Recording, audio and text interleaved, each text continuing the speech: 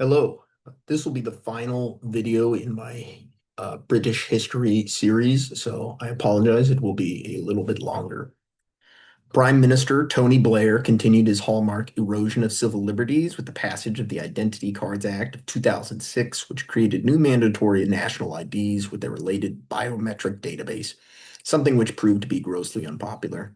This was followed by the Racial and Religious Hatred Act of 2006, which made it a special offense for violence or incitement of hatred against someone's race or religion, and the Northern Ireland Terrorism Act of 2006, which allowed for the continuation of so-called diplock courts for prosecutions against crimes of the Troubles to be expedited without the presence of a jury. This law would be repealed the following year with the Northern Ireland Justice and Security Act, which ended the diplock courts and increased the powers of the Northern Ireland Human Rights Commission as a regulating body.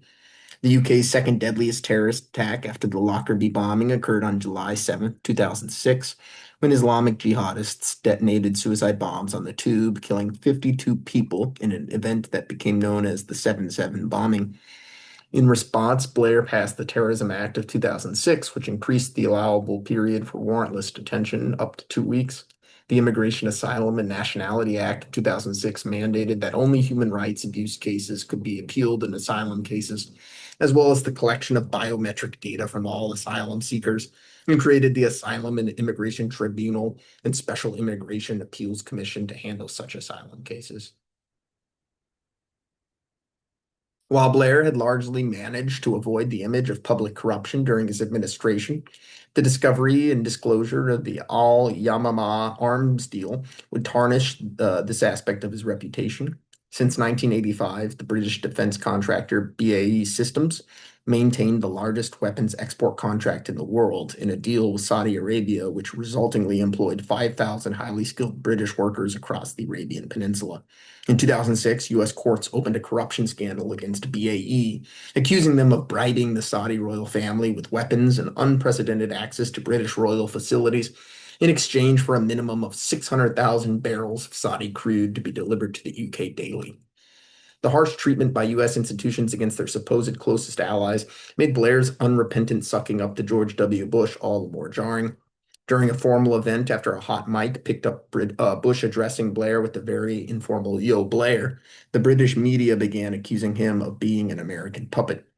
British involvement in the war in Afghanistan would escalate to its peak this year with the siege of Sangin, which would see British and Taliban soldiers battle each other for the town of Sangin, which was a strategic distribution point in the lucrative heroin smuggling market of the Afghan provinces of Helmand and Kandahar, meaning that the British mission in the country was increasingly looking like an anti-narcotics operation. The local elders of Sangin demanded the British leave the town, but the British did the exact opposite and launched Operation Mountain Thrust, which sent 3,000 additional soldiers aided by 200 paratroopers from helicopters to assault the town, an attempt which ultimately failed. This attempt was followed up with Operation Silver the next year, with the mission to secure the town this time being a success. Blair would continue to pass legislation oppressing civil liberties into his last year in office with the signing of the UK Borders Act of 2007, which created a new cabinet position for the UK Border Agency and the Independent Chief Inspectors of Borders and Immigration. The Tribunals, Courts, and Enforcement Act of 2007 repealed the Asylum and Immigration Tribunal and greatly reformed the English court system. These reforms included creating a formal system of tribunal creation and responsibilities to ensure efficiency and limiting duplication through dissuading the ad hoc creation of tribunals, reduced the criterion to become a judge, created a new system for asset seizure as a court judgment, replacing the longstanding common law practices of vigilante repossession known as replevin, and ended the precedent of distraint, which was the right for private parties to seize property lent to compel payment of rent or other debts. The reforms specified the rules around attachment of earnings or wage garnishing and allowed charging orders, which extended asset seizures to cover stocks, bonds, and other financial instruments, humanized the insolvency process for small debtors, and made it so that stolen artifacts may only be repatriated to their home countries through court order. Lastly, the Serious Crime Act of 2007 dismantled the previously created Assets Recovery Agency and made it easier to charge people for an accessory to crime. During Blair's decade in power, he formed a strong tie with Israeli leader Ehud Barak, but did not trust his opponent Benjamin Netanyahu, accusing him of personally bugging his car and toilet with listening devices on two separate occasions. Blair had continued the strange appeasement and affection towards Syrian dictator Bashar al-Assad and his British-born wife Asma in efforts to maintain them as a pseudo-ally in the Middle East against Iraq. Blair also formed a partnership with media mogul Rupert Murdoch during his time in office and even became a godfather to one of his kids. Sadly, this friendship ended after Blair had an affair with Murdoch's wife, Wendy Dang. The summation of Blair's sometimes conflicting views of foreign and domestic policy can be called Blairism, with the most prominent aspect being his domination of center politics, which forced the Labour Party to move rightwards while at the same time forced the Conservatives to move leftwards, melding them almost into what could be considered a uniparty. Blair would be followed up by fellow New Labour member Gordon Brown in 2007 as part of a long-standing gentleman's deal, which occurred all the way back in 1994, known as the Blair-Brown deal, which stipulated that Brown would support Blair for leader in the 1997 election if he was granted the powerful position of Chancellor of the Exchequer and allowed control over domestic policy. They also agreed after Blair's term was up that he would support Brown in him becoming his successor. One of Brown's early campaign promises was a kooky utopian dream of environmentally friendly future cities known as ecotowns, something which sounded revolutionary, yet in reality, not a single one was built due to issues with zoning and objections from local residents. This would begin a trend of many of Brown's ambitions not panning out, best illustrated by the large sums of money he had the Labour Party pour into an advertising campaign for a 2007 snap election, where he poked fun at his boringness, ostensibly a good ad, all to end up canceling the election, confusing voters in the process of what all the campaigning was about. Brown did, however, please the people by quickly opening an investigation into the so-called Cash for Honor scandal, despite the damage it would cause to his own party. Under British law, any donation to a politician or political party must be declared for public record. Both the Labour and Conservative parties found a way around this by accepting undeclared loans with market interest rates. In the end, the names of the people who provided loans were released, but no charges were brought upon members of Parliament for their behavior. The following year, Brown passed the controversial Counterterrorism Act of 2008, which allowed convicted terrorists to be re-questioned post-charges, as well as making it questionably illegal to take photographs or videos of members of British law enforcement, a provision which elicited widespread protest. That year also marked the 2008 global financial crisis, which caused the UK banking structure amazingly to begin to be an almost exact replica of the American system. One of the UK's oldest and most esteemed banking institutions, the Bank of Scotland, got wrapped up in issuing boatloads of mortgage-backed securities and became insolvent, forcing the government to oversee the transfer of their assets to Lloyds, one of Britain's big four banks, which is along with NatWest, Bradford, and Bingley in Northern Rock. The big four, just like in America, were often seen as too big to fail, but they ended up being deeply entangled into the mortgage crisis, which each of the four come into different outcomes. Lloyd's probably fared the best as they were the most well capitalized and were able to secure emergency funding to absorb the Bank of Scotland. NatWest was seen as too vital to let fail, and the UK government ended up mostly nationalizing it by purchasing 84% of its shares. Recently, though, that number has finally dropped down below 50%. Bradford and Bingley was also nationalized, but then roundly sold off to the Spanish banking giant Santander. Finally, lots of emergency loans were poured into Northern Rock, but ultimately the bank could never shake off its financial struggles, and the assets ended up being purchased by the Virgin Group in 2012. Brown would go on to pass the Borders, Citizens, and Immigration Act of 2009, which made it easier for non-citizen long-term residents to apply for citizenship after 5 years. This was followed by the Identity Documents Act of 2010, which repealed the previous ID Act and ordered the destruction of the despised National Identity Register. While Brown had initially been supportive of the invasion of Iraq in the early days of the war, he later became disillusioned with it, and in 2010 he ordered the creation of a parliamentary investigation into Britain's role in the conflict called the Iraq Inquiry. The panel found that Iraq did not possess WMDs. Saddam Hussein posed no threat to British interests and was even willing to go as far and say that Tony Blair may have been personally responsible for the invasion. Much of the evidence the U.S. used to justify their claims Saddam Hussein possessed chemical weapons came from the MI6, who had sourced the MI6 sourced Iraq dossier which was patently false as it claimed Iraq was storing chemical weapons in vertical glass centrifuges, which is not a realistic way chemical weapons are stored, but rather an exact description from a scene from the 1996 action movie The Rock, starring Nicolas Cage and Sean Connery. Many in the international community would later go on to use the evidence gathered in the inquiry to call for Tony Blair to be charged with war crimes for his unabashed assault of a sovereign nation.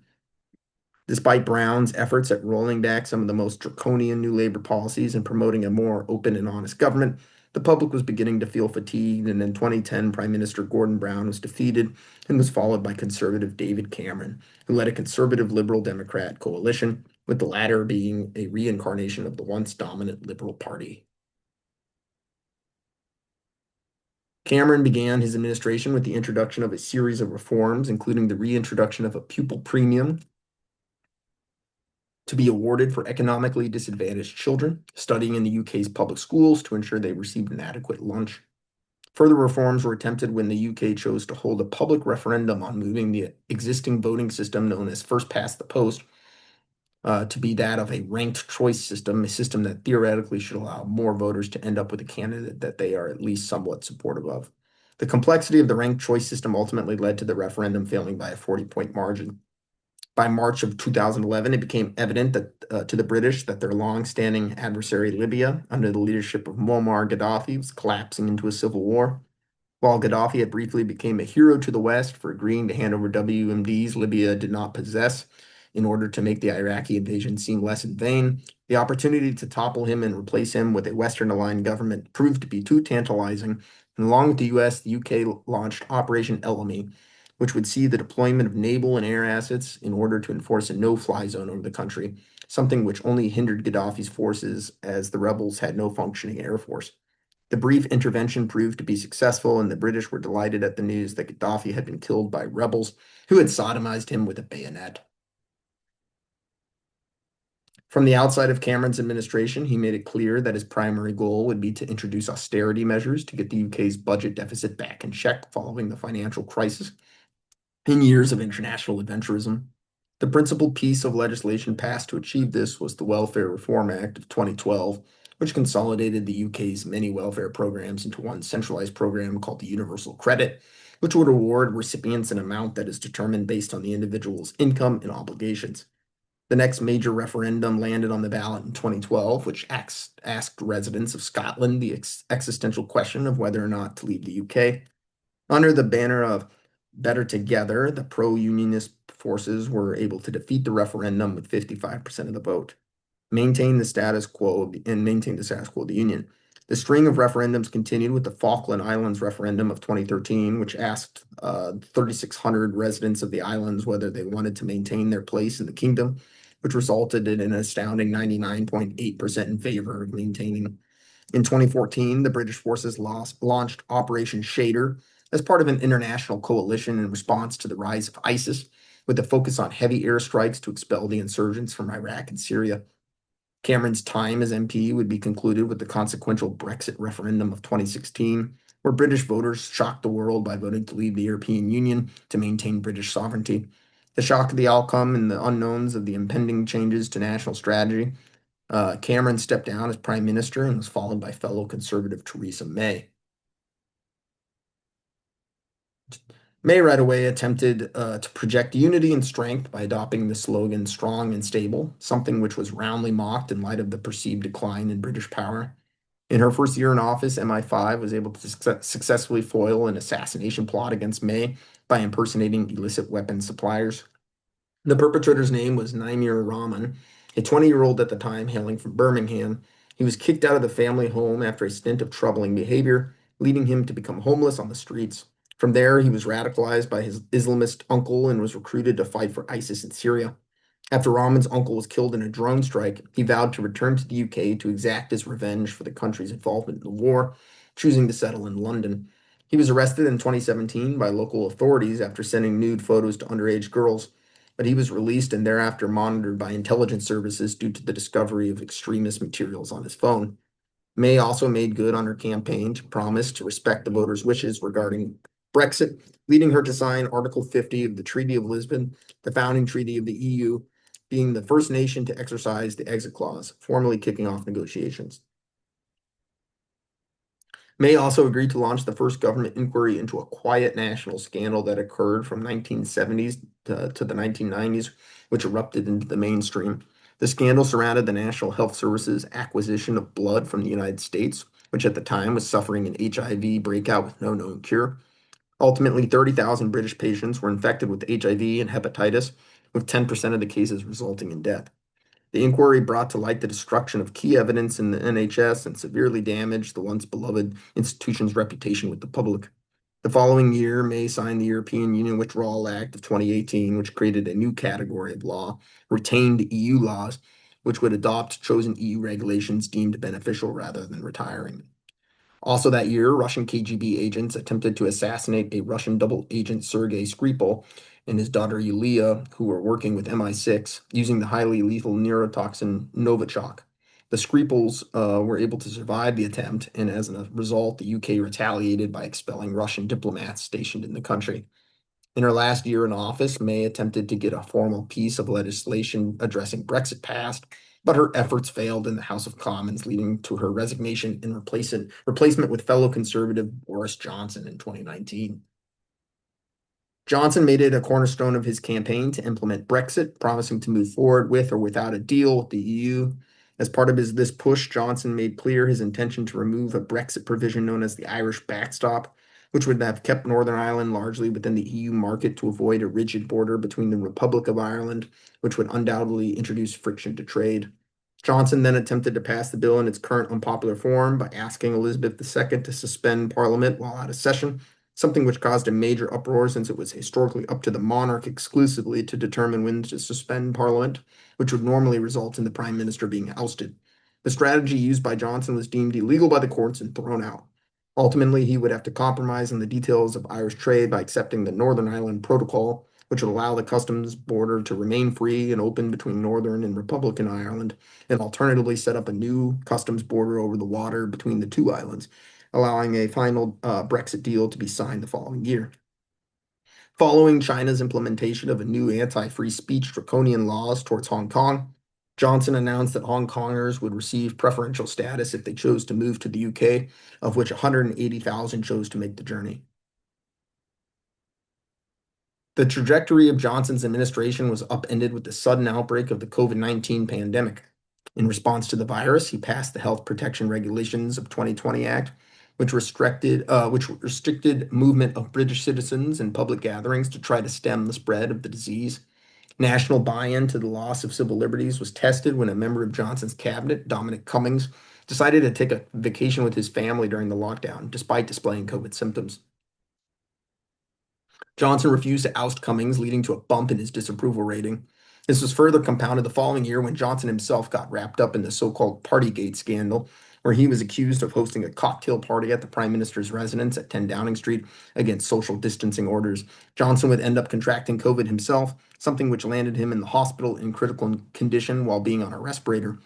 Thankfully, Johnson's health would make a full recovery, but the same cannot be said for his political standing.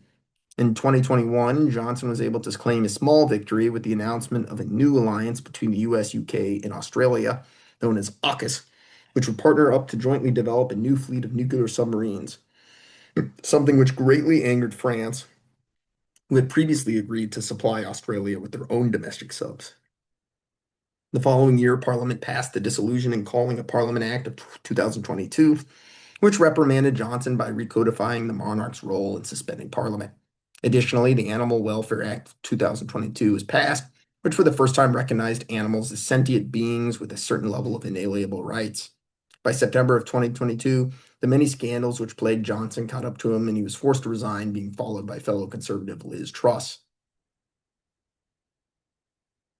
Just 2 days after Truss's started the premiership, Elizabeth II passed away at the ripe old age of 96 and was then followed by her son, the now King Charles III. The ongoing economic crisis caused by supply disruptions from the COVID pandemic coinciding with Brexit caused Truss to try and implement unconventional economic measures to try and right the ship. Her tool belt included introducing a temporary energy price guarantee wherein the government capped household energy bills at £2,500 per year. Truss then put forward her so-called mini budget, which called to reduce income taxes rates across the board and remove the highest tax bracket, reversed increases in the National Insurance Program, and the repealment of the Health and Social Care Levy Act of 2021, which had aimed to add an additional 1.25% tax to the help cover universal healthcare costs. The end result of the mini budget was an increase in short-term spending with a permanent decrease in tax revenue, something which sent the pound into free fall following widely negative reactions from financial markets. This episode torpedoed Truss's popularity, making her the least popular prime minister in the history of the UK, with a measly 9% approval rating. She was forced to step down after only 50 days, becoming the shortest serving PM in British history. She was followed by fellow conservative Rishi Sunak. Sunak would begin his administration by creating several new cabinet level positions, which included the new Department of Business and Trade, which was a consolidation of two older entities, the Department for International Trade and the Department for Business, Energy, and Industrial Strategy. The energy portion of the latter was split off to form the Department for Energy Security and Net Zero. Lastly, the Department for Science, Innovation, and Technology was formed to try to centralize scientific research efforts. On the legislative front, Sunak worked to pass the Higher Education Act of 2023, which worked to protect free speech on campuses by empowering the Office for Students to combat deplatforming and allowed the creation of a new tort, which would allow people to seek damages for perceived infringements on free speech. Conversely, he also passed the Online Safety Act of 2023, which allowed Ofcom to suppress and remove content, including speech from online platforms, in instances where such material would be harmful to children. Following continued complaints from Ulster Unionists in Northern Ireland, Sunak renegotiated the Northern Ireland Protocol with the EU to create the new Windsor Framework, which eased restrictions on the naval trade barrier between Northern Ireland and Great Britain and gave the UK greater autonomy and authority in setting VAT rates in Northern Ireland.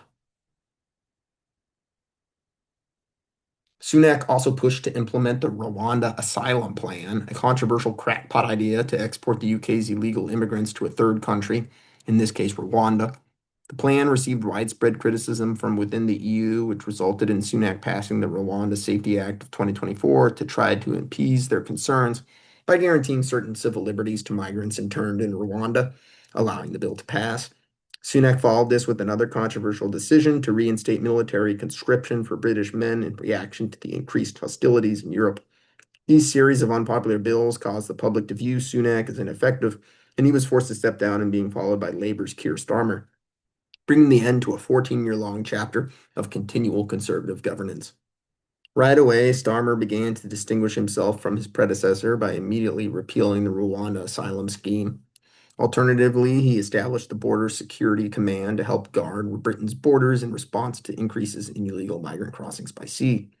The following year, Starmer would run into his first political controversy when his deputy, Angela Rayner, was forced to resign following an investigation into unpaid property taxes on a second home that she had attempted to evade by claiming it was her primary residence. Further controversy ensued when it came to light that Starmer's chosen ambassador to the U.S., New Labour veteran Peter Mandelson, had been a close associate to convicted pedophile Jeffrey Epstein. At the present, these scandals paired with continued economic decline threatened to topple Starmer's government. Following the 2008 recession, the UK attempted to reverse this economic decline by drastically increasing immigration levels in an attempt to copy the successes of the American experiment, but this ended up only reducing the per capita efficiency for British workers. Rapidly changing towns and neighborhoods led to previously English-dominated areas to lose their identity seemingly overnight, which has led to mass unrest from English nationalists who would prefer to deport non-English people to safeguard their ethnic identity. These headwinds threatened to set the UK into a new political system, one where possibly both leading parties, Labour and the Conservatives, may go extinct at the same time and be replaced by Nigel Farage's Reform Party on the right and either the Greens or a return of the Liberals on the left. Only time will tell.